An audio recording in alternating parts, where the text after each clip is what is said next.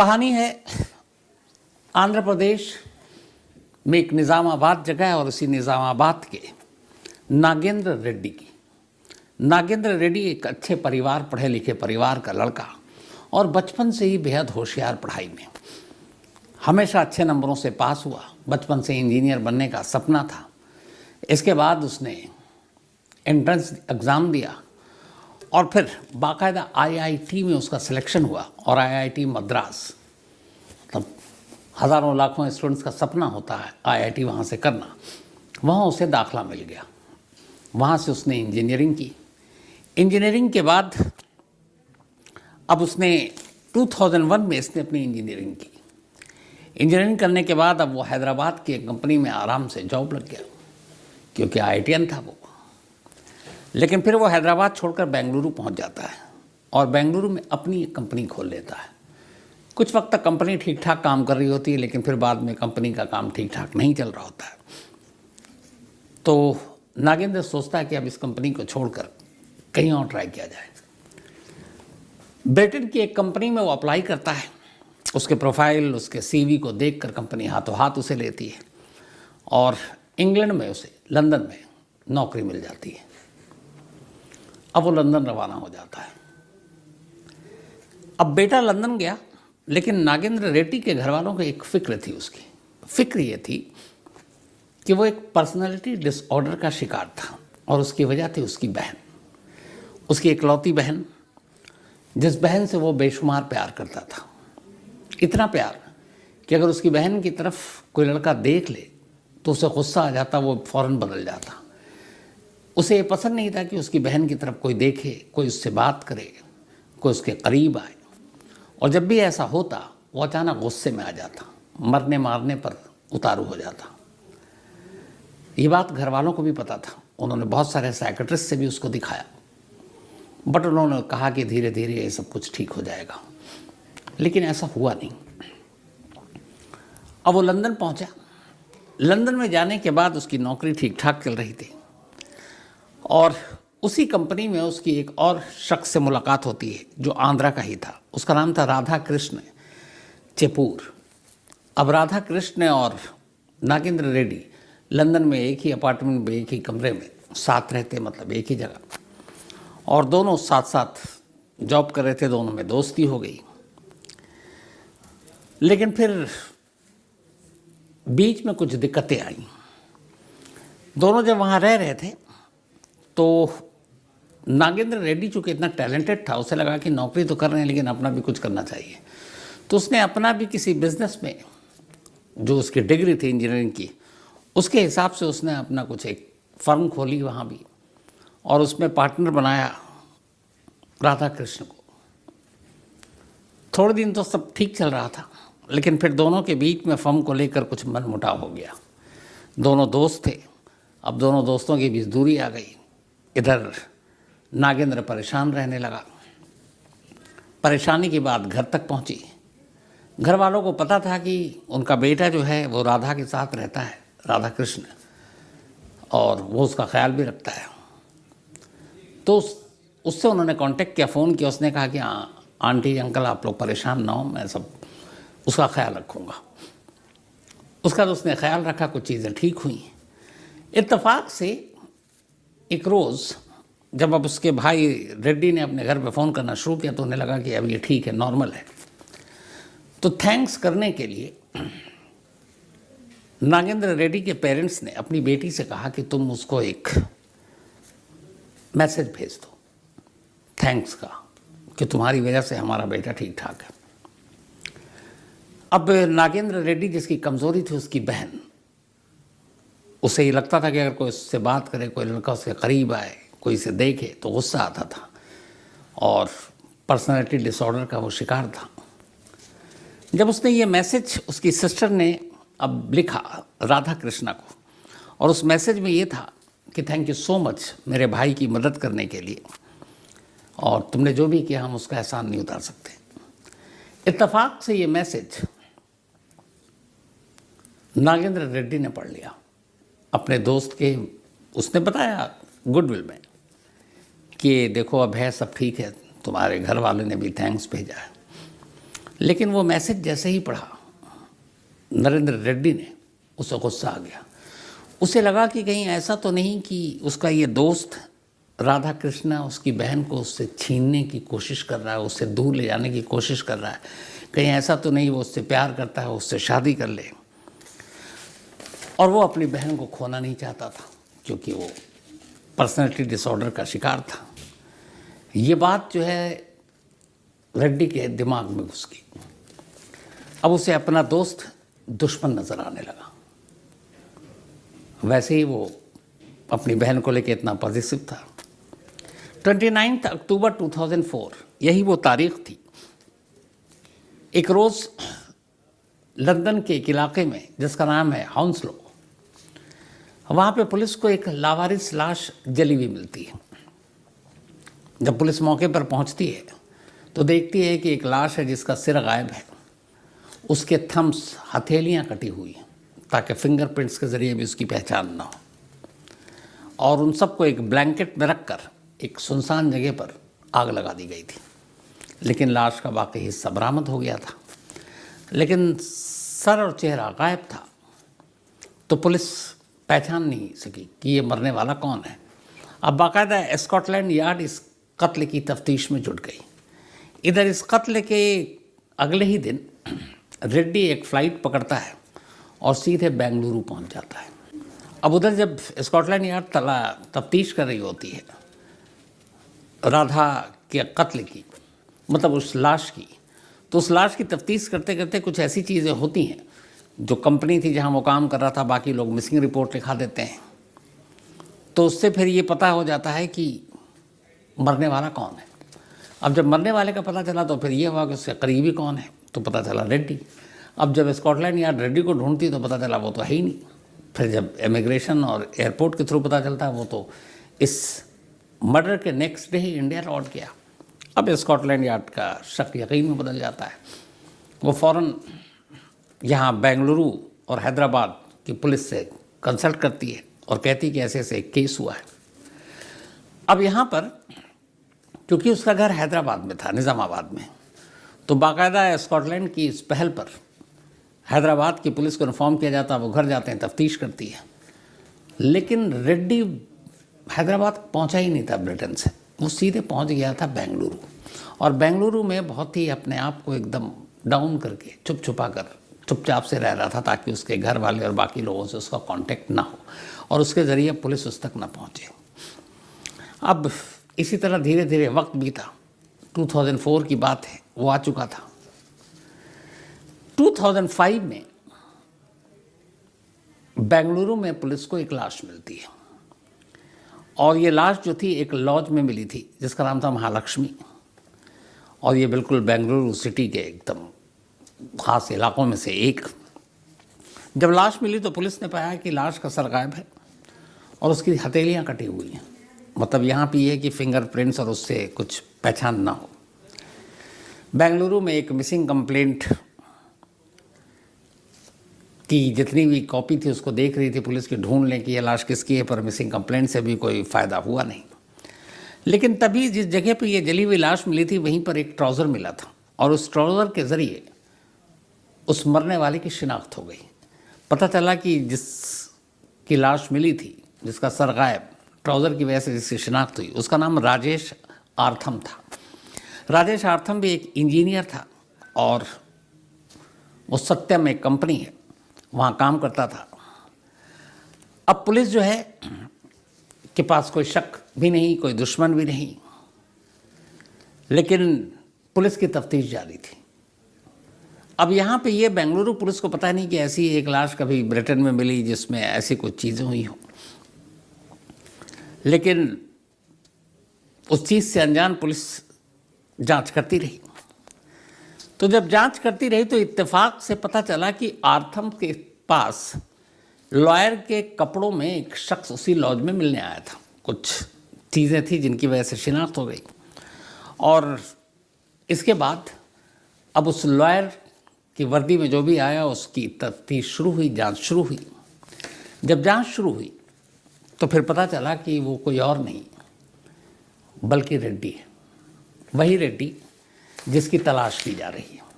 नागेंद्र रेड्डी। अब पुलिस ने अपना जाल बिछाया और रेड्डी जो है पुलिस के कब्जे में आ गया, क्योंकि रेड्डी को ये पता ही नहीं था कि पुलिस उसे तलाश भी कर पाएगी। तो बेंगलुरु पुलिस ने जांच करने के बाद रेड्डी को गिरफ्तार कर लिया। उसके आने जाने, मूवमेंट और फिर आर्थम के जो लोग थे उन्होंने जब हुलिया बताया उस हिसाब से, तो जब रेड्डी को गिरफ्तार किया गया तो पूछा गया कि भाई तुमने आर्थम को क्यों मारा। तब उसने फिर वही कहानी बताई कि मुझे डाउट था, मैं भाग कर वहाँ से आया, फिर घर वालों को बताया, मैं अपनी सिस्टर से प्यार करता था तो उसे मैंने बताया कि मैं बेंगलुरु में हूँ। तो मेरी सिस्टर आई और इसके बाद वो लॉज में रही मेरे साथ, और वहीं आर्थम भी था। एक दो बार मैंने आर्थम को मेरी सिस्टर से बात करते हुए देखा और मुझे डाउट हुआ कि आर्थम का मेरी बहन के साथ अफेयर है, और ये बात मैं बर्दाश्त नहीं कर पाया। और बस इसी के बाद मैंने आर्थम को मारने का फैसला कर लिया। ये दूसरा कत्ल था जो उसने अपनी बहन की वजह से किया था, और उसने सर को अलग फेंक दिया, बाकी चीज़ें अलग, इसलिए कि पहचान ना हो। अब उसको गिरफ्तार करने के बाद बेंगलुरु के जेल में उसको भेज दिया गया। इधर जब ये खबर आई तो स्कॉटलैंड यार्ड को भी पता चली कि ऐसा एक शख्स है जिसको सेम तरीके से, और फिर वैसे भी उनको रेड्डी की तलाश थी। तो स्कॉटलैंड यार्ड ने यहाँ के पुलिस से रिक्वेस्ट की कि भैया आप हमें भेज दिए। तब बेंगलुरु पुलिस ने कहा कि भाई हम तफ्तीश कर रहे हैं इस केस की, एक और मर्डर केस है, ये पूरी हो जाएगी फिर हम आपको भी देंगे, क्योंकि यूनियन वो जो हमारी ट्रीटी है इंग्लैंड के साथ ऑलरेडी है। तब स्कॉटलैंड यार्ड ने भी सोचा कि कहाँ भागेगा, जेल में है, जब इनकी इन्वेस्टिगेशन पूरी हो जाएगी तो हम ले जाएंगे उस केस के लिए। अभी पहुंच गया बेंगलुरु जेल। बेंगलुरु जेल जाने के बाद अब रेड्डी की मुलाकात वहाँ के छटे हुए बदमाशों से, डॉन से, बहुत सारे उस वक्त बड़े बड़े नामचीन लोग अंदर बंद थे, उनसे होती है। उनसे होने के बाद अब उससे जुर्म के नए नए रास्ते पता चलते हैं। एक तो वैसे ही पर्सनैलिटी डिसऑर्डर है उसको, और उसने कहा कि अब 2 क्राइम तो कर चुका हूँ, पीछे कहाँ जाना। तो अब इन सारे जो बैड एलिमेंट्स बदमाश थे जेल में, उनके ज़रिए उसकी सोहबत और बुरी हो गई। 7 अगस्त 2006 को रेड्डी ने एक प्लान किया, बीमारी का एक बहाना बनाया, और उसको पता था कि बीमारी का बहाना बनाने के बाद जेल से कहाँ ले जाते हैं। उसे मालूम था इस जेल का जो कनेक्शन है वो विक्टोरिया हॉस्पिटल से, वहीं पे कैदियों को ले जाते हैं। बीमारी का बहाना बनाकर ये विक्टोरिया हॉस्पिटल पहुंच गया, और विक्टोरिया हॉस्पिटल पहुंचने के बाद चूँकि पहले से प्लान था, पुलिस को चकमा देकर अस्पताल से भाग गया। अब बेंगलुरु पुलिस की भी हवा ख़राब, क्योंकि उन्हें तफ्तीश भी करनी है, स्कॉटलैंड यार्ड को भी देना है। उन्होंने अब उसकी पूरे ज़ोरों शोर से तलाश शुरू कर दी। इधर ये बेंगलुरु पुलिस और हैदराबाद पुलिस को चकमा देने के लिए रेड्डी सीधा वहाँ से भाग गया तिरुपति, बेंगलुरु से, और तिरुपति में कुछ दिन छुपा रहा। इसके बाद वहाँ अब चूँकि ये बेहद टैलेंटेड था, पढ़ा लिखा, वहाँ के एक प्राइवेट कॉलेज में लेक्चरर की नौकरी शुरू कर दी और वहाँ पढ़ाने लगा। इत्तेफाक से उसी कॉलेज में एक महिला भी थी जो पढ़ने आती थी। उससे रेड्डी को प्यार हो गया और उसने वहीं उससे शादी कर ली। अब ये शादी करने के बाद फिर तिरुपति से विजयवाड़ा भाग गया, क्योंकि एक जगह पे ये ज़्यादा दिन तक इसको लगता था कि रुकूंगा तो कहीं ना कहीं से खबर मिल जाएगी। विजयवाड़ा पहुंचने के बाद अब इसे लगा ज़िंदगी भी चलानी है, जेल में जितने भी गुंडे थे उनके साथ और डॉन के साथ दोस्ती थी। इसने कहा कुछ अच्छा, क्योंकि उसने लेक्चरर की जॉब छोड़नी पड़ी वहाँ से निकलते ही तिरुपति से। अब इसने जेल के अपने सोर्सेस की मदद से कॉन्ट्रैक्ट किलिंग का धंधा शुरू कर दिया, पैसे दो मैं कत्ल करूँगा। और इसके बाद उसने एक बिजनेसमैन, फिर एक यंग कपल, इन सब की इसको सुपारी दी गई और इसने उन लोगों को मार डाला।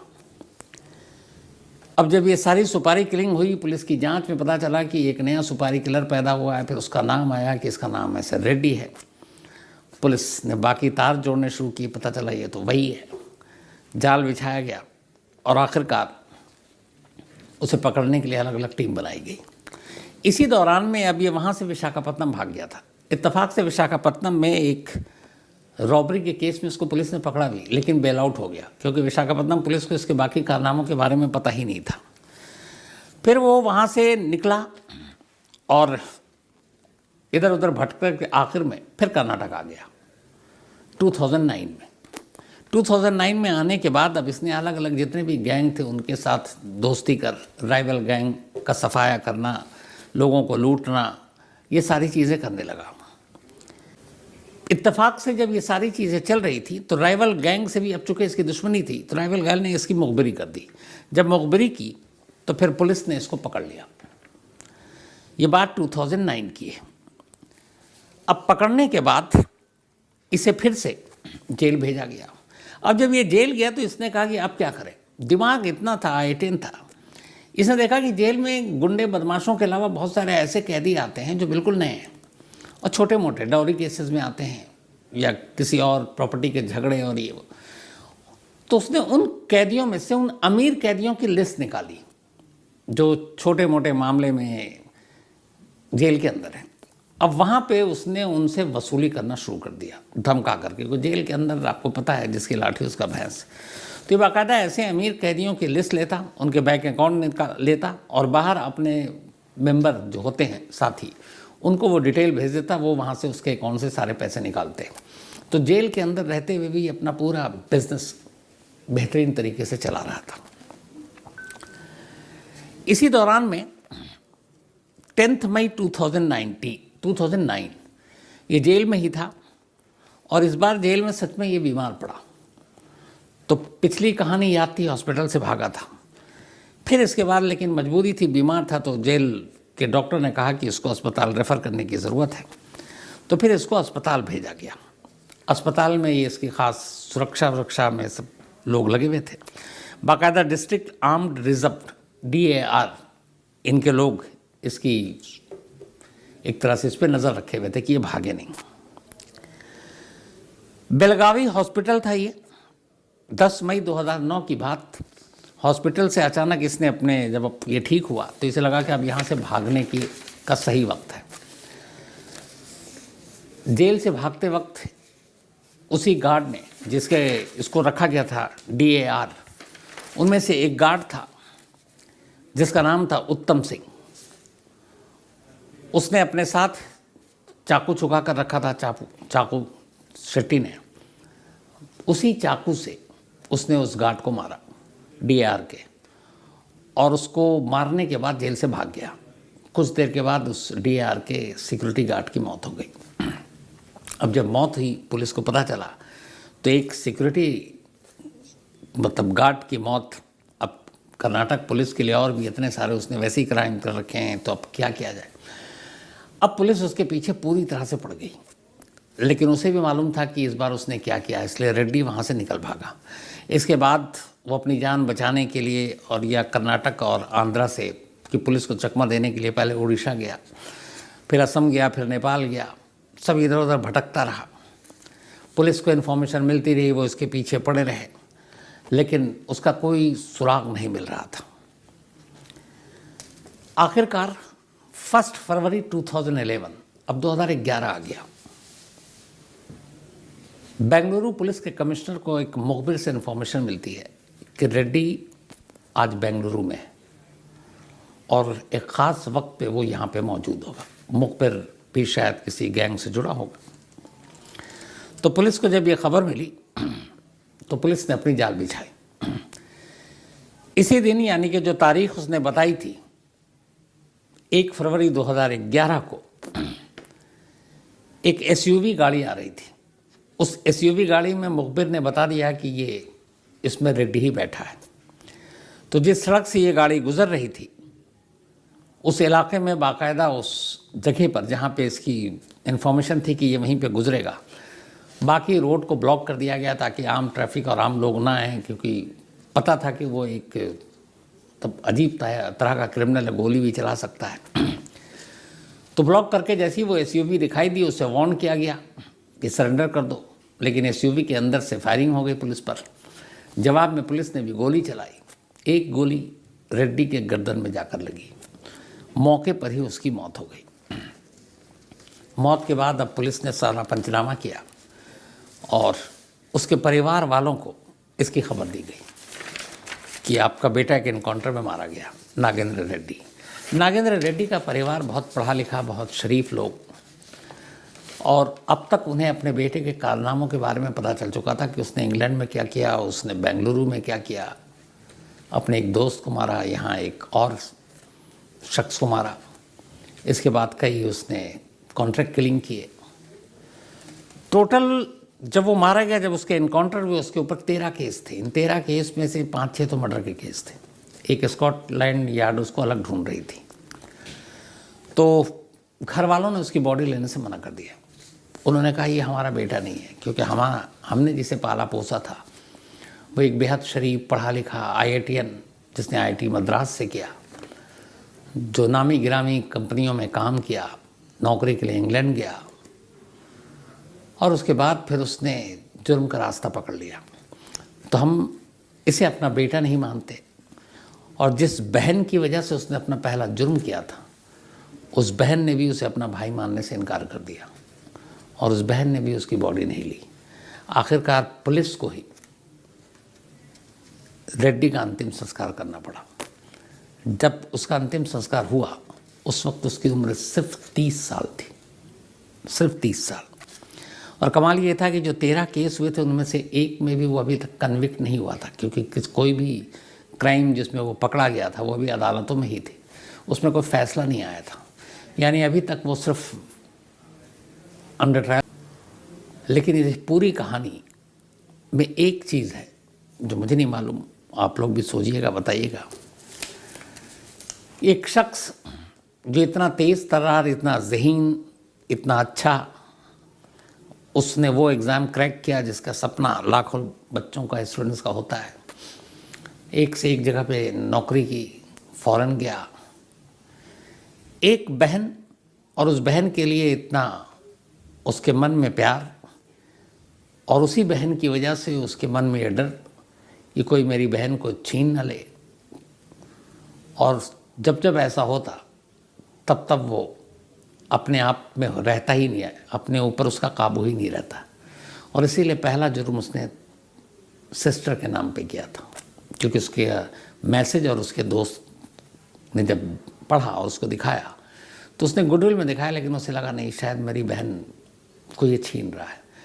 दूसरा कत्ल भी उसने अपने उसी जानने वाले का किया जिस लॉज में वो दूसरा बंदा था, जो उसकी बहन वहाँ आई और उससे मिली और उसे लगा कि उसका इसके साथ अफेयर है। और इन 2 जुर्म ने फिर उसे वापस लौटने का मौका नहीं दिया और फिर वो तो जुर्म के रास्ते पर चला गया, क्योंकि उसके बाद जेल गया। जेल में उसने जुर्म की दुनिया की सच्चाई आंखों से देखी और फिर लगा कि अब कहाँ वापसी का कोई रास्ता है नहीं। तो अजीब कहानी, और अफसोस होता है मुझे ऐसे इस तरह के क्राइम पर, और ख़ास तौर पर रेड्डी जैसे लोग जब इस तरह का क्राइम करते हैं, तो बेहद अफसोसनाक कहानी। पर कहानी में आज इतना ही।